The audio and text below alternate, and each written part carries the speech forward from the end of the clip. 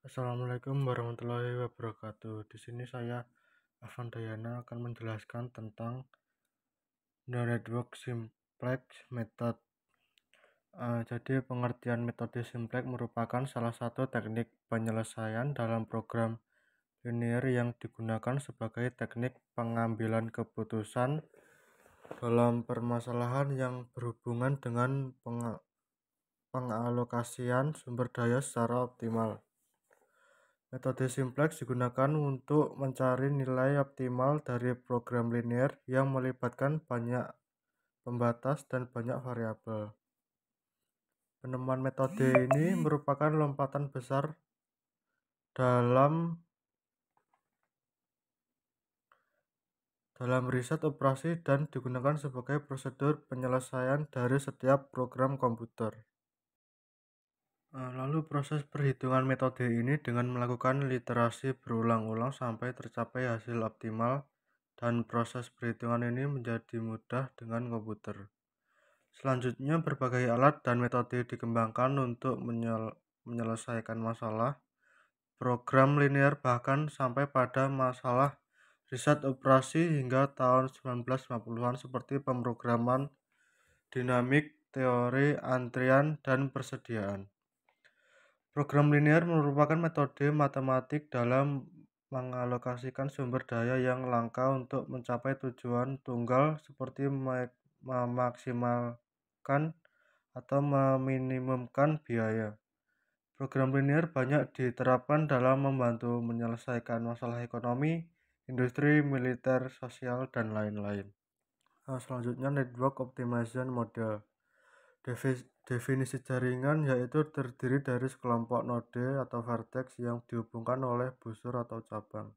Contoh dalam jaringan transportasi kota mewakili node dan jalan raya mewakili busur, dengan lalu lintas mewakili arus busur.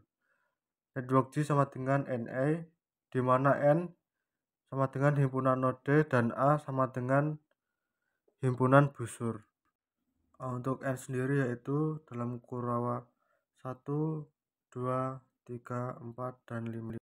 Lalu untuk A sendiri dalam kurung 1,2, dalam kurung 1,3, dalam kurung 2,3, dalam kurung 2,4, dalam kurung 2,5, dalam kurung 3,4, dalam kurung 3,5, dan dalam kurung 4,5. Jenis arus tertentu berkaitan dengan setiap jaringan, misalnya arus produksi minyak dalam jaringan pipa dan arus lalu lintas dalam jaringan transportasi. Arus dalam sebuah busur dibatasi oleh kapasitasnya. Sebuah busur dikatakan terarah jika busur tersebut memungkinkan arus positif dalam satu arah dan arah nol dalam arah yang berlawanan. Yaitu selanjutnya jalur urutan busur-busur tertentu yang menghubungkan dua node tanpa bergantung pada orientasi busur-busur tersebut secara individual.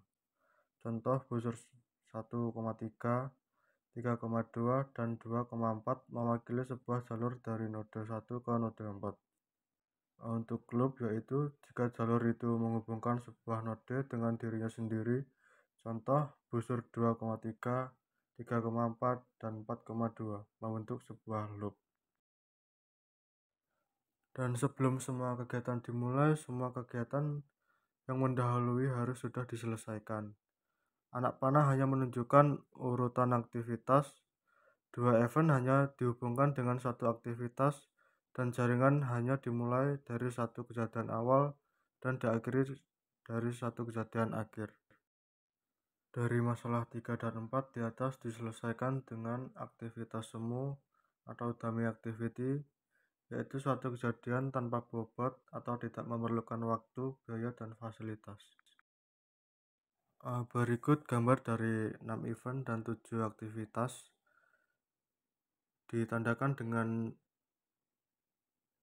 7 anak panah dan 6 bulatan.